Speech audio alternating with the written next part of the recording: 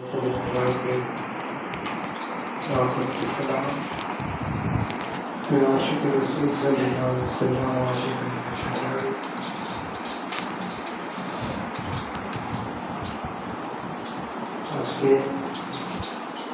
মুর্শিদ বাবুদের কাগজ পবিত্র কাকা শরীফে আয়োজন করলাম আবার নির্ধারিত সাপ্তাহিক মাহফিলে আমরা যারা হাজির হয়েছি আল্লাহ পাক আমাদের সকলকে তার মহবুল্লাহ দানের বাংলা হিসেবে কবুল ও মঞ্জুর করে সকল বলে আমিন। এই মাসগুলোতে আমাদের বৃহস্পত মাস, সামনে আসতেছে মাস। ইতিমধ্যেই সারা বিশ্ব থেকে হাজী সাহেবগণ মক্কা মদিনায় অনেকে পৌঁছে গেছেন, অনেকে বাবাকে আছেন। যেমন এই পবিত্র হজে যারা খানিকা বাইরে لبيك اللهم لبيك لبيك لا شريك لك لبيك إن الحمد والنعمة لك والملك لا شريك لك।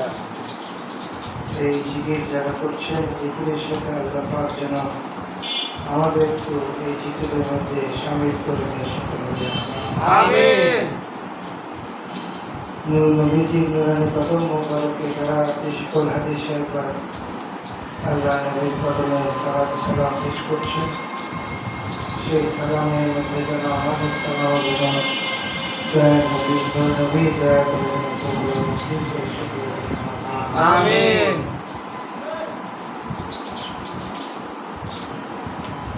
আল্লাহ পাক আমাদের সকলকে ইমানি দায়িত্ব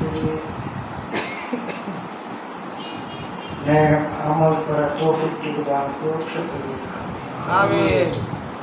বর্তমান প্রেক্ষাপটে যে যেখানে বাস করেন রাজনৈতিক কথা বলতে খুব সাবধানে কথা বলবেন। ঘটনার পরিস্থিতি আমরা যেতে পারবো অখুশি না, মুক্তিযুদ্ধকে অস্বীকার করে, বাংলাদেশকে অস্বীকার করে, সেটাকে মানলে দেশকে মানা হবে। মুক্তিযুদ্ধকে বিশ্বাস করতে হবে, মুক্তিযুদ্ধকে বিশ্বাস করতে হবে। দুর্নীতি থেকে যদি দেশটা মুক্ত না হয়, ঘুষ নীতি থেকে যদি দেশটা মুক্ত না হয়, তাহলে এই আন্দোলন করে কি লাভ? বেশ কিছু সিনিয়র নেতৃত্ব ছিল, তারা এখন পোষণ করেছে, তাদেরকে লক্ষ্য করে করেছে, একটা পরিবর্তন আনার চেষ্টা করেছেন, ভালোভাবে পরিবর্তন করে। মানুষ কিন্তু পরিবর্তন হয়, মানুষ তো হবে। চারিত্রিক গুণাবলী পরিবর্তন না হলে দেশ পরিবর্তন ঠিক না। আর এখন একটা শ্রেণীর পাওয়ার বেড়ে গেছে, আমাদেরকে দাবিয়ে রাখার চেষ্টা করা হচ্ছে, সিনিয়রকে দাবিয়ে রাখার চেষ্টা করা হচ্ছে। সেখান থেকে আমাদের আস্তে আস্তে উঠে আসতে হবে, সুন্নি জামাতকে ঐক্যবদ্ধভাবে এগোতে হবে। সুন্নি জামাত ছাড়া যাবে তাহলে তো আমরা ইমানকে ছেড়ে দেব।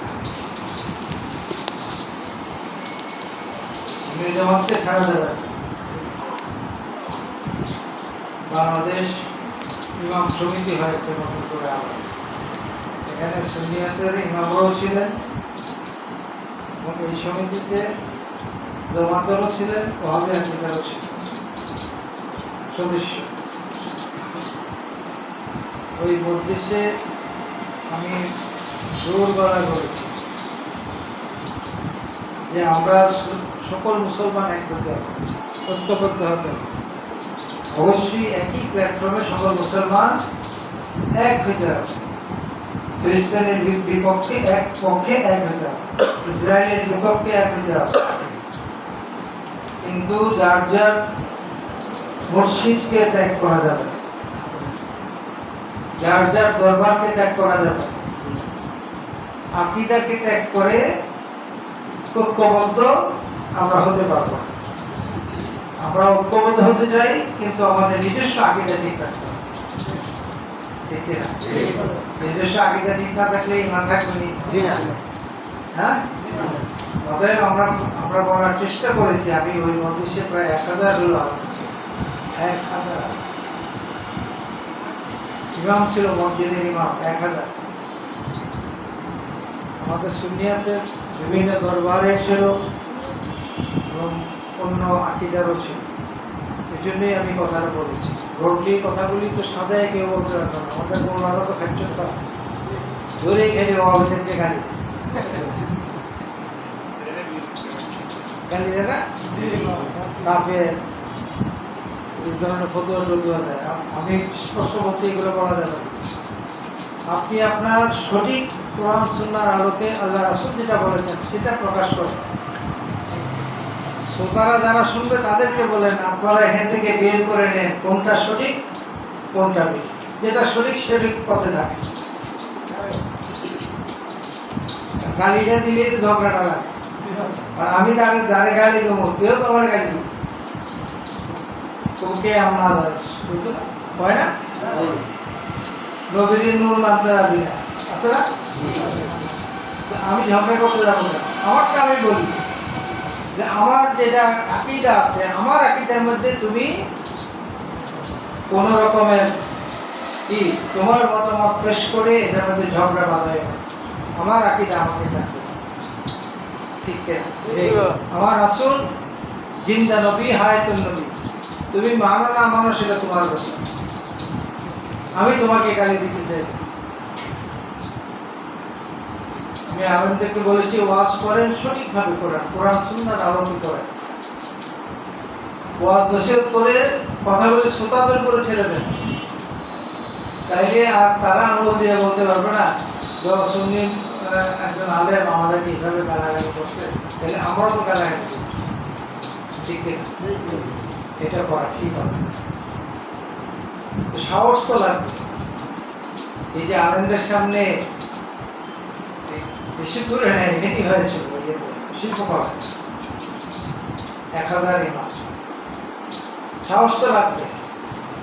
আমি আলমগীরের সাহস তো আমার মুর্শিদ, ঠিক না? আমার আকীদা আমাকে সাহস বাড়িয়েছে। আমি স্পষ্ট বলেছি, আমরা হুসাইনি মুসলমান। ইমাম হোসেন যুদ্ধ করেছেন, কারবালা ময়দানে রক্ত দিয়েছেন, পুরা নদীতে রক্তে রঞ্জিত হয়েছে, কিন্তু তিনি তার ইমানকে বিক্রি করেন। আমরাও আমাদের ইমানকে বিক্রি করবো না, তবে ঐক্যবদ্ধ হয়েছে। একমতে কথা বলতে হবে, যেন আমি আমার আকীদাটাকে যেন প্রতিষ্ঠিত করতে পারি।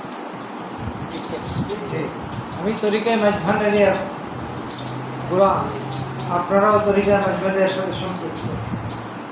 আমার তরিকাকে কিভাবে প্রতিষ্ঠিত করব সেই দিকে খেয়াল করে আমাকে কথা বলুন। ঝগড়া করে কি তরিকা বাড়ানো যাবে না? ভালোবাসা দিয়ে, প্রেম দিয়ে বোঝাতে হবে। ভালোবাসা দিয়ে, প্রেম দিয়ে বোঝাতে হবে, আদব দিয়ে বোঝাতে হবে। মাঝভান্ডার দরবার আদবের দরবার, মাঝভান্ডার দরবার প্রেমের দরবার। সেখানে আদব শিক্ষা নেয়, সেখানে প্রেম শিক্ষা। মাঝভান্ডার দরবারে যে আদব শিখলো না, যে প্রেম শিখলো না, তার মধ্যে বলতেছি ঠিক না? এত বড় আলেমদের মজলিস, আমি আলমগীরকে নিয়ে মঞ্চে বসেছি, বক্তব্য দেওয়া হয়েছে যে আপনি কুমিল্লার মানুষের পক্ষ থেকে আপনি বক্তব্য দেবেন। আমি কি আলেম? এই সম্মান কে দিয়েছেন? আমার মালিক দিয়েছেন, আমার মুর্শিদের কি আমার আল্লাহ গফুর রহিম দয়াবান আল্লাহ আমাকে পাওয়ার দিয়েছেন আমার মুর্শিদের। আমি মুর্শিদের গোলামি করেছি বলি আজকে আমি এখানে বসে দাঁড়িয়ে বক্তব্য দিতে পেরেছি। যারা আলেম, বিভিন্ন বড় বড় মাদ্রাসার এই পাওয়ারটা নিতে হবে যে আপনার মুর্শিদের কদমে থাকবেন, মুর্শিদকে স্মরণ করবেন, আপনার আকীদা ঠিক থাকবে, আপনার আমলও ঠিক থাকবে। আমলে ত্রুটি থাকতে পারে, কিন্তু আমল সঠিকভাবে আকীদা অনুযায়ী যদি করতে পারে, যেটুকু করে সেটি মাওলার দরবারে কবুল হবে। ঠিক না? আমরা সেইভাবে ইমানি দায়িত্ব নিয়ে আমাদের যার যার দরবারের প্রতি লক্ষ্য রেখে এগিয়ে যাব, এবং আমরা ফাসেক কথা বলবো না। ফাসেক কথা বলবো। আমার এক ভাই ত্রুটি পড়ছে আমার চোখের সামনে, যে ভাই এটা বোধহয় ঠিক হয় না। সকল মানুষের সামনে তাকে ডাইটায় গালি দেওয়া দরকার। তাকে কি করবেন? কাছে ডাকবেন, নীরবে নিয়ে যাবেন, যে বলবে যে তুমি যে কথাটা বলছো বা তোমার যে আক্রান্তটা আমি দেখেছি, এটা কোরআন সুন্নাহ আলোকে তরিকার অনুযায়ী এটা ঠিক নয়, তুমি আর এগুলো করবা। এটা আল্লাহ পছন্দ করে। আমার আল্লাহ রসুল বলেছেন, আল্লাহ বলেছেন, আল্লাহ রসুল বলেছেন, তুমি যে একটা ভরা মজলিসে তাকে লজ্জা দিও না, তাকে নীরবে ডেকে এনে কানে কানে তাকে বলে দাও, সেই জন্য শুদ্ধতা মধ্যে চলে আসে। আমরা সেটাই করি। কোনো ভাই এক ভাইয়ের বিরুদ্ধে আমরা কি করবো? গালি দেব? ভুল থাকলেও গালি দেব না, তাকে শুকরিয়ে দেব, যেন সঠিকভাবে তরিকতে খেদমত করতে পারে, গোলামি করতে পারে। এটাই হলো আমাদের মূল দায়িত্ব। এবং আমরা এই জায়গায় যদি ঠিক থাকতে পারি, আমাদেরকে কেউ কিছু বলার সাহস পাবে না। কেউ কিছু বলার সাহস পাবে না। তাহলে প্রথমেই আমাদের আসমানরা মানতে, ঠিক কিনা? কারণ আমরা যেভাবে ওপেন ভাবে কথা বলছি, ধরে মানত, কিন্তু আমরা এমন কথা বলি নাই যে কথার কারণে তারা বিদ্বেষ হয়। তারা জানে যে তাদের সাথে আকীদা বিকার করছে। তোমার আকীদা নিয়ে তুমি থাকো, আমার আকীদা নিয়ে আমাকে থাকো, আমার আকীদার মধ্যে তুমি আঘাত করো। যদি আমরা এইভাবে চলতে পারি, তাহলে দেশে শান্তি, দেশের মানুষের মধ্যে শান্তি বিরাজ করবে, এবং সঠিক ইসলামটা একদিন না একদিন জেগে উঠবে। সঠিক ইসলামটা একদিন না একদিন অবশ্যই জেগে উঠবে। মানুষ সেই প্রতি আকর্ষিত হবে যে তাদের মধ্যে দেখো কত প্রেম, কত ভালোবাসা, তারা আল্লাহ রসুলের ভালোবাসা নিয়ে চলে, তারা নামাজ পড়ে, আল্লাহ জিকির করে, তারা তো কেউ কাউকে গালমন্দ করে না, কেউ কারোর বিরুদ্ধে কথা বলে না। তখন মানুষ কি হবে? এদিকে ধাবিত, সত্যের পথে ধাবিত। আল্লাহ রাসূলকে যুদ্ধ করেই সব কাজ করছে, প্রেম দিয়ে থাকে। কখন যুদ্ধ করেছেন? যখন আর উপায় ছিল না, তখন তাকে যুদ্ধ করতে হয়েছে। বদর যুদ্ধে কি করেছেন? আল্লাহ নবী দন্ত মুবারক শহীদ হয়েছে, তারপরও বিজয়ী হয়েছে। বিজয়ী হন নাই? বিজয়ী হয়েছে। আমাদেরকে নবীজির আখলাকগুলি আমাদেরকে দেখতে হবে। নবীজি আমাদের কীভাবে দেখতে দিয়েছেন, কীভাবে চলতে বলেছেন। আপনার আমার মুর্শিদ আমাদেরকে সেই দয়াল নবীজির আকীদাগুলি আমাদেরকে শিক্ষা দিচ্ছে। মুর্শিদ হলো শিক্ষক। মুর্শিদ কি? শিক্ষক। কোরআনে মজিদ এবং হাদিস শরীফ থেকে মুর্শিদ তার মুরিদানদেরকে আলোকিতভাবে শিক্ষা দিয়ে থাকে, রুহানিভাবে শিক্ষা দিয়ে থাকে, এলমে লদুনি শিক্ষা দিয়ে থাকে, এলমে তাসাউফে শিক্ষা দিয়ে থাকে। যদি আমরা ওইভাবে চলতে পারি, তাহলে মুর্শিদের ন্যাক নজর সবসময় আমাদের মধ্যে থাকবে ইনশাআল্লাহ। ইনশাআল্লাহ। এই যে আমি বিভিন্ন জায়গায় বক্তব্য দিই, আমি তো কোনোদিন নোট নিয়ে যাই না। আমি এই সাবজেক্টের মধ্যে এই সাবজেক্টের কথা বলবো। আমার সাবজেক্ট বাবা মনির দিন। আমার সাবজেক্ট কি? আমার মুর্শিদ বাবা মনির দিন। তিনি যেটা আমাকে এই সমাজের জন্য যেটা করা দরকার, তিনি ওখান থেকে আমাকে চাবি দিয়ে লাগিয়ে দিলেন। ওই রুহানি শক্তি দিয়ে আমার নিজের মধ্যে প্রবেশ করে দিলেন। আজকের বলতেছি তুমি যাও।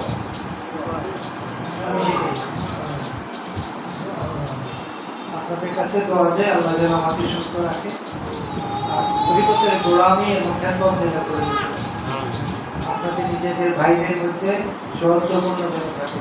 আমার ওয়ানি সন্তান করতে পারবে, নিজেদের মধ্যে কোনো রকমের দ্বন্দ্ব থাকবে না, থাকলে ওয়ানি সম্পর্ক থাকে না।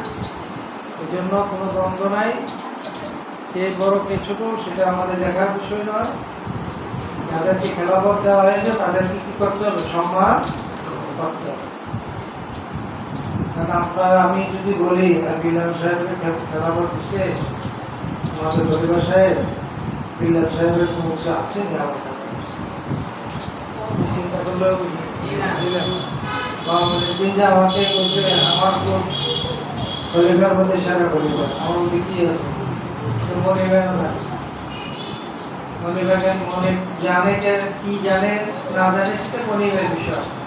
তিনি প্রকাশ্য আমাকে আলাদা করেছেন, তিনি ভালো জানেন, আপনি আমি বিশ্বাস করার দরকার। সম্মানী ব্যক্তিদেরকে সম্মান করবেন, দেখবেন নিজে সম্মানিত হবে। অন্যকে সম্মান করলে নিজে সম্মানিত। আমরা সকলে সুন্দরভাবে পাঁচওয়াক্ত নামাজ আদায় করে তরিকতের পথে থেকে নিজেদের জীবনটাকে আমরা তরিকতের মধ্যে ছোট করবো। পাক যেন সেই তৌফিক আমাদের দান করুন সকলে। আপনারা বুধবারে না থাকলেও আমরা কিন্তু আপনাদের জন্য দোয়া করছি। দোয়া করছি না? হ্যাঁ, না দোয়া করছি। ওই যে দুই জায়গার মানুষ আসে নাই, ওরা আসছিল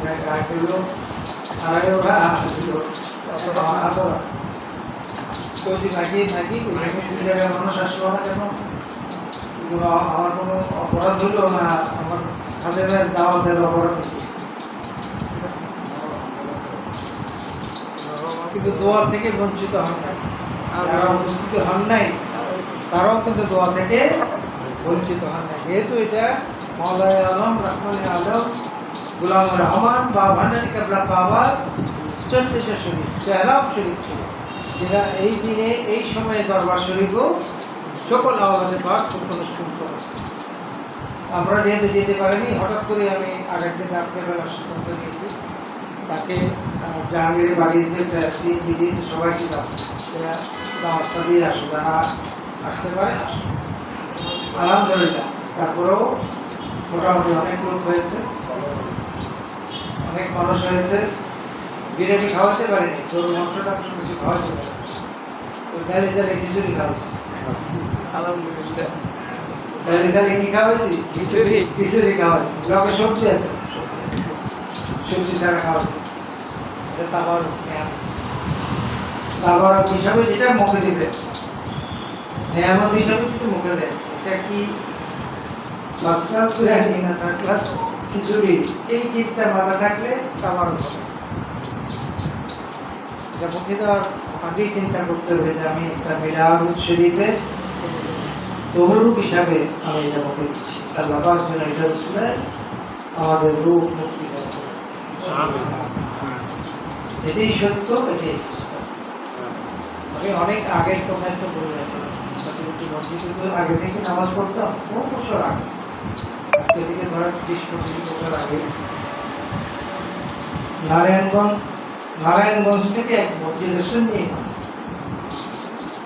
তিনি সাথে একটি মসজিদ আসেন, মিলাদ কিয়াম তাওয়ারুক নিয়ে তিনি আলোচনা করতে চেয়ে তিনি বললেন যে তাওয়ারুকের মর্যাদা আমরা সুন্নি হয়েও বুঝি না। এটা একটা বিধর্মী, ধনী বিধর্মী, সে তাওয়ারুকের মর্যাদা বুঝতে পেরেছে। তখন শ্রোতারা প্রশ্ন করলো যে হুজুর কিভাবে বুঝতে পেরেছে? তো তার একটা বিমারি ছিল, রোগ ছিল, বহু ডাক্তার পরীক্ষা করিয়েছে, বহু ওষুধ খেয়েছে, সে ভালো হয়। তার মাথায় যখন ঢুকলো যে মুসলমানরা তো এই তাওয়ারুক নিয়ত করে খায়, খেলে নাকি রোগ থেকে মুক্তি হয়, আচ্ছা প্রতি জুমায় আমি তাওয়ারুকের জন্য লাইনে দাঁড়াবো। তো ইমাম সাহেব তাকে 2-3 সপ্তাহ লেকচার দিয়েছে, তাওয়ারুকের জন্য হাত দাঁড়িয়ে তাওয়ারুক নেন, খান এবং বাড়ি দিয়ে দেন। একদিন তাকে জিজ্ঞেস করলেন যে তুমি হিন্দু হয়ে এইভাবে দাঁড়িয়ে দাঁড়িয়ে আমাদের মিলাদের তাওয়ারুক গ্রহণ করছো, খাচ্ছ, তোমরা তো খাওয়ার কথা। হুজুর আমি এই তাবারুক খাওয়ার পর থেকে আমার যে বিমারিটা ছিল, যে অসুস্থতা ছিল, এটা আস্তে আস্তে কমতেছে। একজন হিন্দু সে যদি বিশ্বাস করে তাবারুকটা খাওয়ার পর তার রোগ থেকে মুক্তি পায়, আপনি আমি পাবো না। আমাদের নিয়তের গর্ব দেখে আমরা পাই নিয়তটা ঠিক রাখতে হবে। আল্লাহ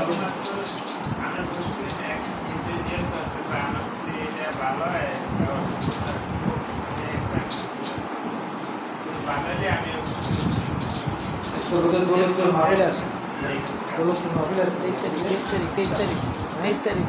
তারিখ। যাই হোক, আমরা এখন মিলাদে চলে যাবো। সকলে যাতে করে